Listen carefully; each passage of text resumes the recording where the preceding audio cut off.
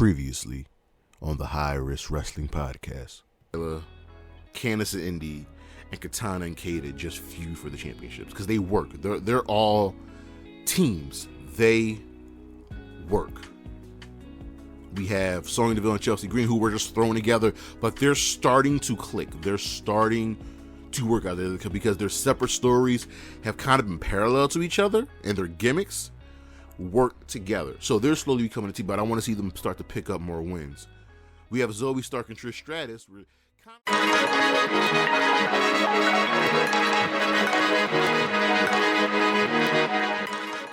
Good afternoon, good morning, good evening, everybody. Well, right now it's the evening.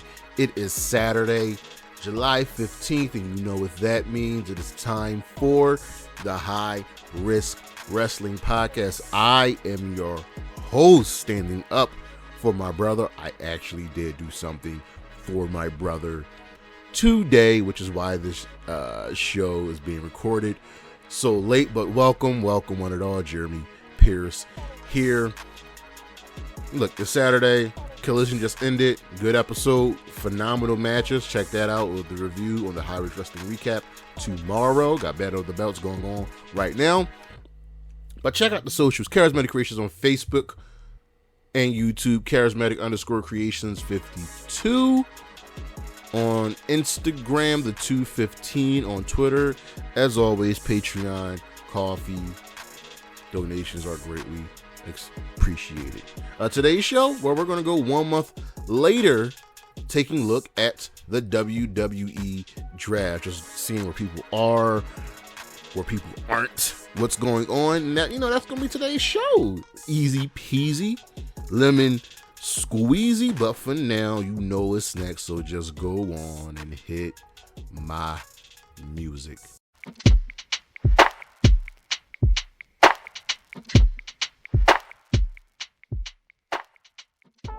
Since we are focusing on the draft and the rosters, well, we got to take a quick look at our champions. So right now, we're going to give you the 5 best champions on the WWE right now.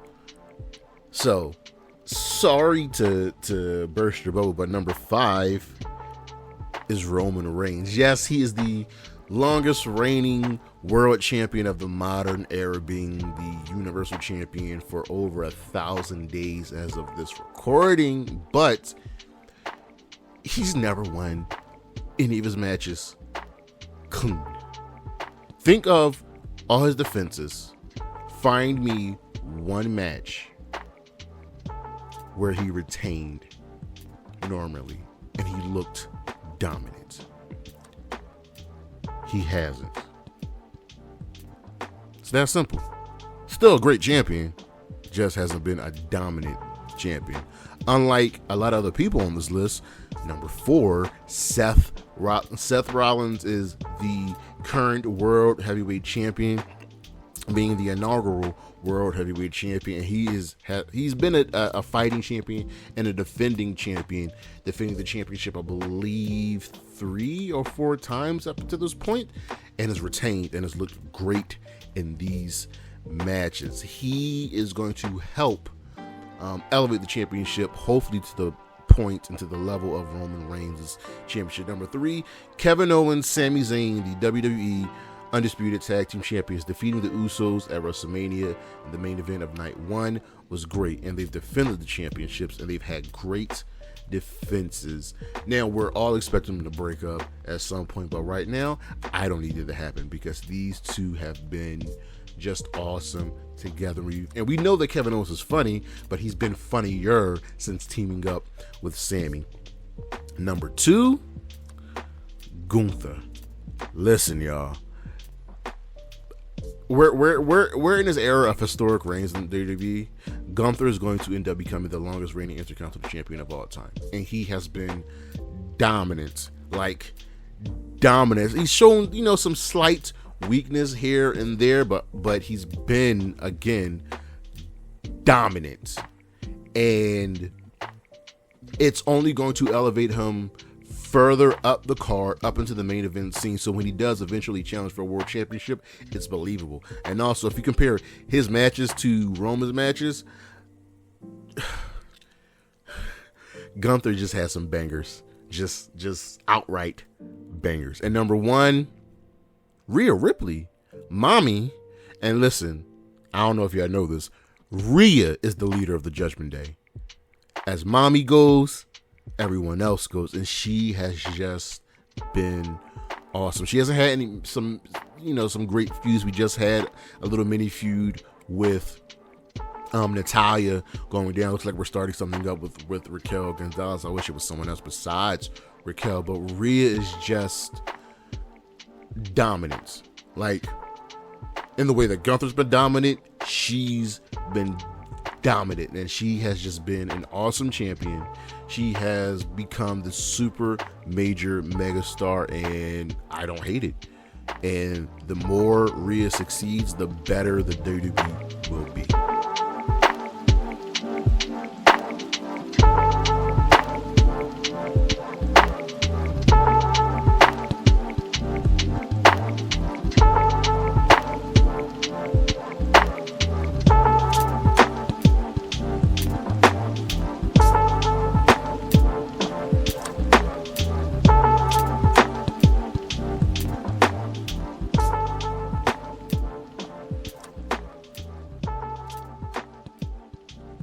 I'm gonna keep this short and sweet. Yeah, because you know who I'm about to talk about. This man is just over. He might be the most over person on the entire roster, and I'm talking about L.A. Knight. Yeah, the former Eli Drake started out in NXT and was popular there, but wasn't really doing anything. But something changed once he got to the main roster after his feud with Bray Wyatt. He's just ascended. He's got the catchphrase. He's got the mic skills, the in-ring ability. Yes, he's been compared to Stone Cold and The Rock, but that's not necessarily a bad thing. The WWE has a chance to make a giant star, a super huge star, and it's rare that someone organically gets over with the fans and who they want to get behind. And LA Knight going from a heel to kind of this tweener works. It's time to strap a rocket on him. Maybe not a world championship, and he didn't win Money in the Bank, but there might be some other championship gold in his future, because he is L.A. Knight, and that is just a fact of life. Yeah.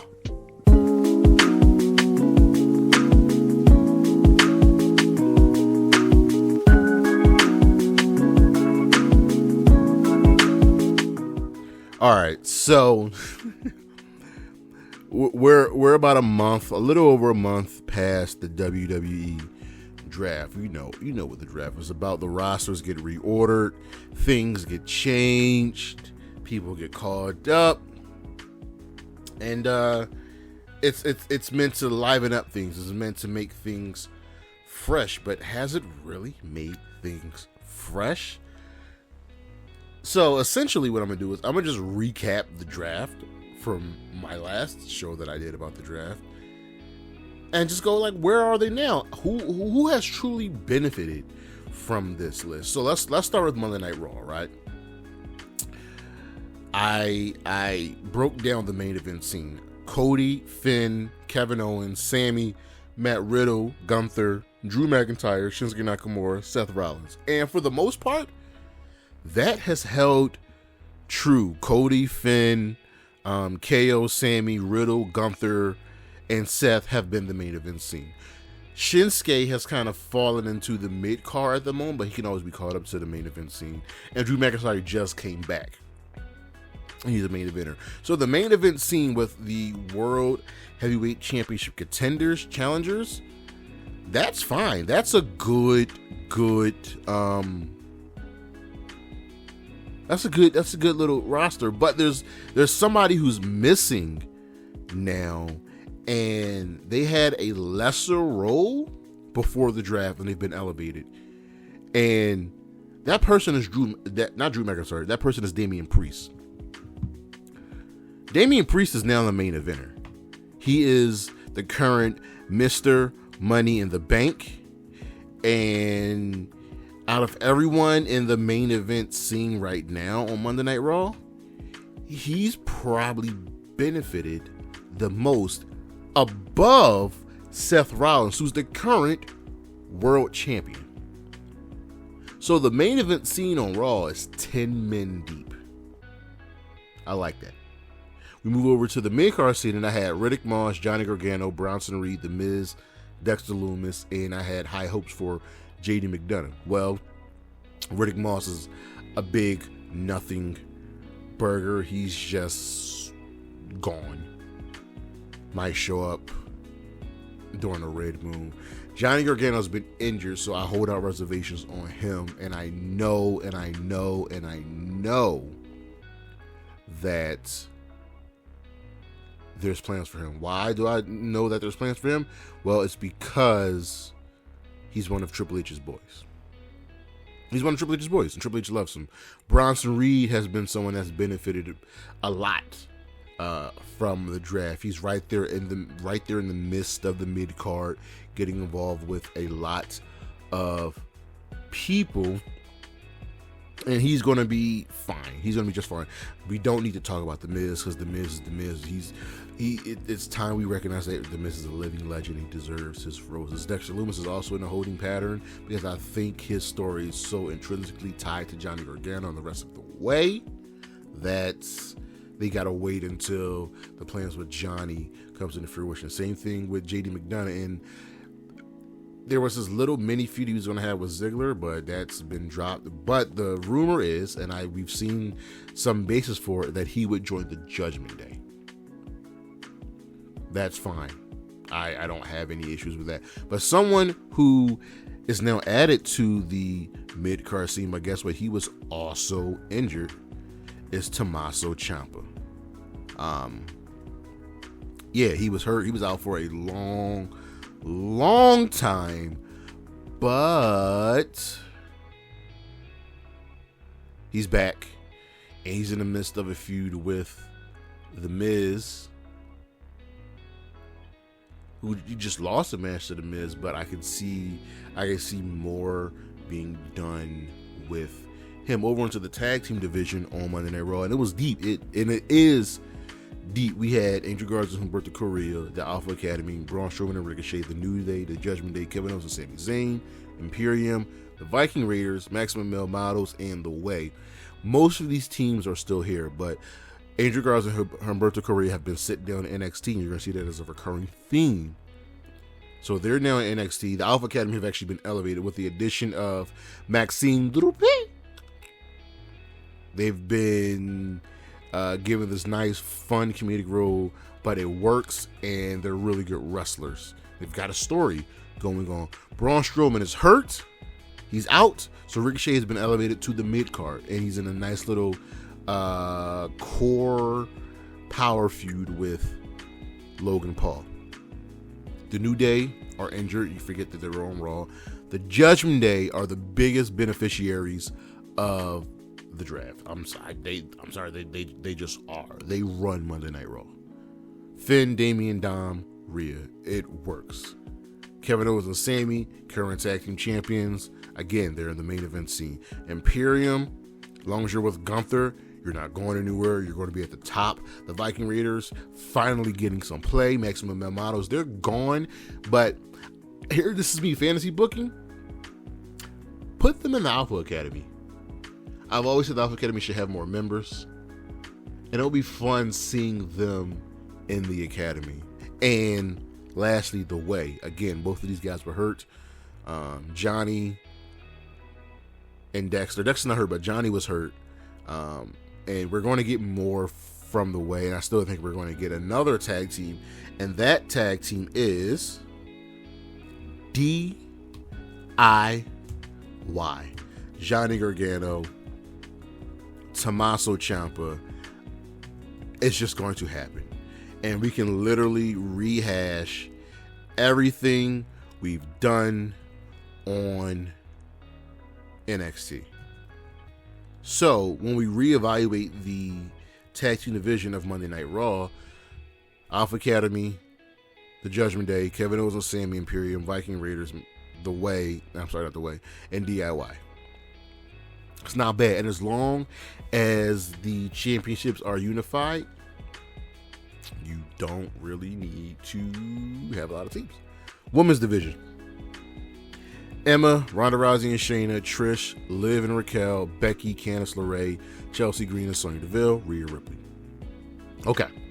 Emma, MIA. She was in some random tag team gauntlet. Doesn't really do anything. She's MIA just like her fiance, Riddick Moss. A waste of a talent. Ronda and Shayna just split.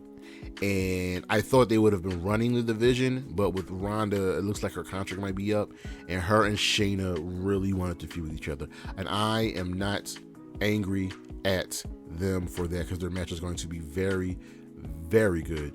Trish Stratus, I thought Trish being drafted was a bad move, because she's a legend. She doesn't need to be drafted. Just like I think Edge didn't need to be drafted. She should just be a free agent. Liv and Raquel, the current tag team champions. Liv had just come back from an injury, and Raquel's about to go into a title feud against Rhea Ripley at WrestleMania. So I don't like that the tag team titles are once again in the same position that forced Sasha and Naomi to leave. Right? Becky Lynch, top of the card. She's Becky Lynch. Candice LeRae also in holding. I think a lot of her stuff has to deal with Johnny Gargano being injured. And I think once he's fully healthy, the way can actually thrive. Chelsea Green and Sonya Deville played jobbers for a very long time, but were absolutely dominant in a tag team gauntlet. And now they're getting a title shot, and they've become a formidable team. It was really weird at first when they were a team, because Chelsea and Carmella just worked, but Carmella's out as she is pregnant. Chelsea and Sonya are working. And of course, the top star of the Raw Women's division, Rhea Ripley. Do I really need to say anything else about Rhea Ripley? Do I really need to dive more into Rhea Ripley? I don't. And then we had the people that I thought would have no direction, and guess what? I was right. Kira Tozawa, nothing. Dana Brooke got sit down to NXT. Natalya is Natalya. She's the best of all time. I can fault no one for her not really being used, but she just had a banger of a match with Rhea. Apollo Crews, nothing. Tegan Knox, nothing. Xia Li, what? She still has a job? Same thing with Piper Niven and Nikki Cross. What? Nothing. It's I was right. And it sucks when you're right about who is not going to be used. And that sucks. It just does. I'm sorry. It hurts me. It really did hurt me to be right about them. It sucks. And it's worse that it's mostly women. Out of the 8 here, 1, 2, 3, 4, 5, 6 women. 6. Actually, Apollo Crews got sit down to NXT and then got called back up. Like, I don't. And then the NXT call-ups. Remember, these people were actually drafted to Monday Night Raw. Odyssey Jones. What? Who remembers from getting drafted to Raw? In this year, have been on Raw, had some squash matches, and then just disappear. And then they're getting vignettes saying that they're coming, but they were already on Raw. Katana Chase and Kaden Carter, I truly believe, will be the definitive team on the main roster for the women's tag team division. They got to take a back seat for now to Liv and Raquel, but they've been featured enough that I'm not scared or nervous about what's in store for them. Indy Hartwell, she's another person that's in holding. It's crazy to think that there are 1, 2, 3, 4 people who are so intrinsically tied together that they've got to wait until they're all healthy. And that's the way. Johnny, Dexter, Indy, Candace, and then throw in Ciampa. And Indy and Candace should be a tag team. Period.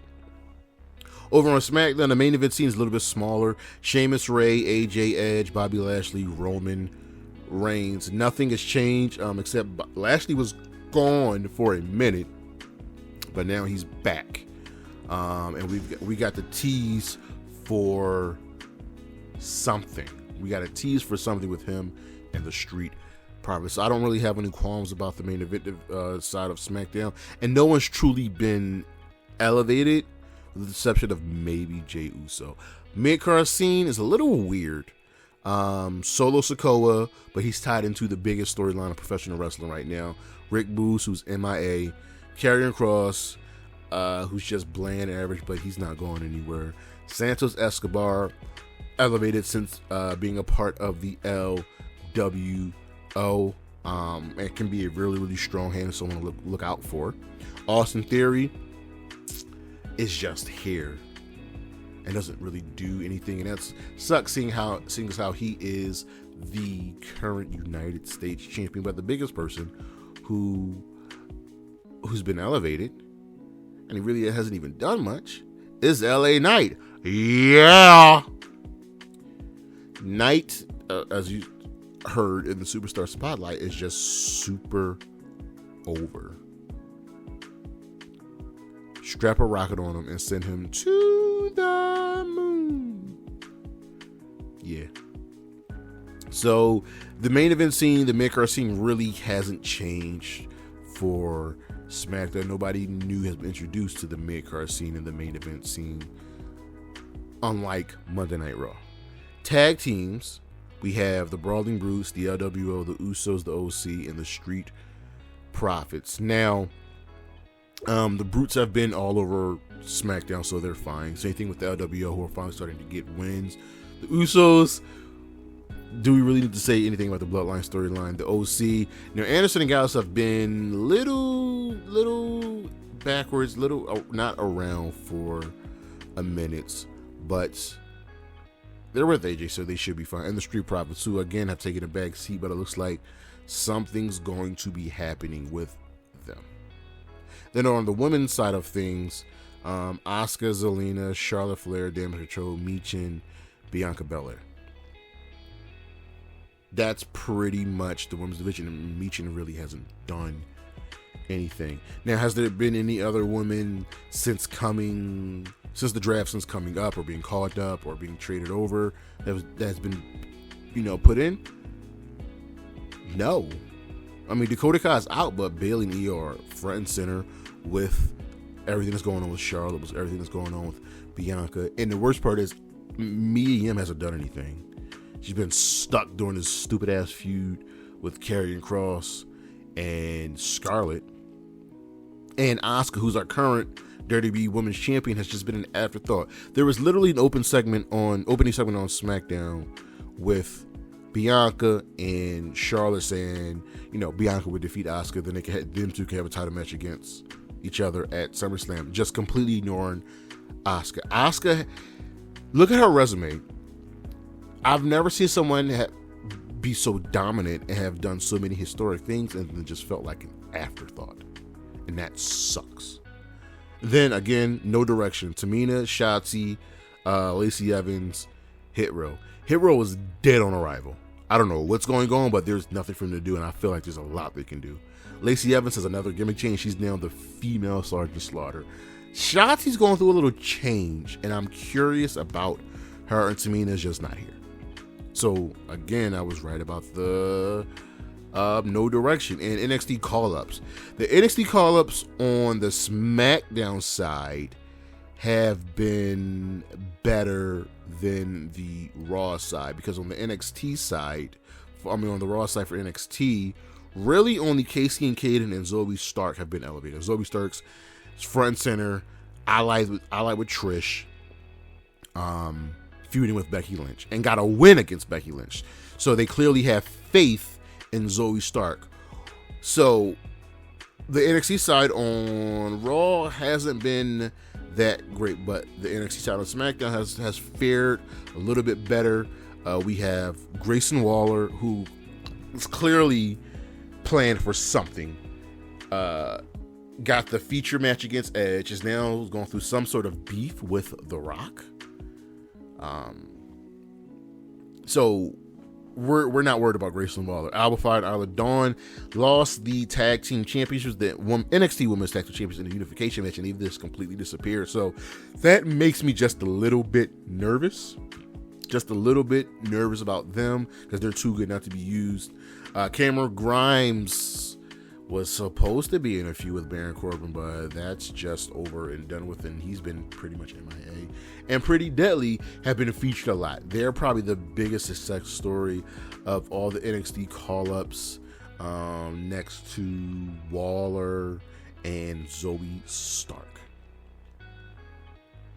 And then we have our free agents. Most of them are Omos not doing anything. Ali is in NXT. Ziggler's not doing anything. Von Wagner is Von Wagner. Brock Lesnar, we don't need to worry about because it's Brock Lesnar. Baron Corbin's back in NXT. Zion Quinn, MIA. Elias, MIA. Shelton and Cedric have been, again, nowhere. So, the free agents book classing, I like. And I like the way that they've used it for people to go back and forth. But that's fine. I would like for us to find something to do for Elias and Shelton and Cedric, but they're free agents. Maybe we can finally get the Hurt Business back together. So a month after the draft, things seem fine, but there are so many people that are just gone, that have just disappeared, and that's not good. I'm a huge fan of Xia Li. She's done nothing. Tegan Knox, nothing. Piper Niven, gone. Lacey Evans, who I'm not even a big fan of, but I see the talent there, nothing. What was Zion Quinn, Odyssey Jones, Mansoor, and Masay? Nothing. You have so many people, and you just can't find anything for them to do. Need to figure it out. So a month after the draft, I'm giving it a B-, because stories really haven't changed. And if you look at it, not a lot of new people have been featured. I mean, you have Waller, you have Zoe, you have Pretty Deadly. Am I really missing anybody else new to be featured, to get a spotlight? LA Knight. Yeah. The WWE's just got to do better, and you have enough time to get things done. But that's our show for today. Let me know what you guys think. Am I right? Am I wrong? You fill me in. As always, Jeremy Pierce next week. The Art of Failure Part 4. That was supposed to be this week's show, but I don't know. I was just really dead set on doing this show after just seeing some things from Raw and SmackDown this week. I had to do this show. And again, schedule is subject to change. Don't forget to check out the socials, Charismatic Creations on Facebook and YouTube, Charismatic_Creations52 on Instagram, the 215 on Twitter, Patreon, coffee, donations are greatly appreciated. And as always, Shotzi Blackheart, Xia Li, Isla Dawn, Wendy 2, Willow Nightingale, Bailey, and Gigi Dolan. Holla at your boy. Peace.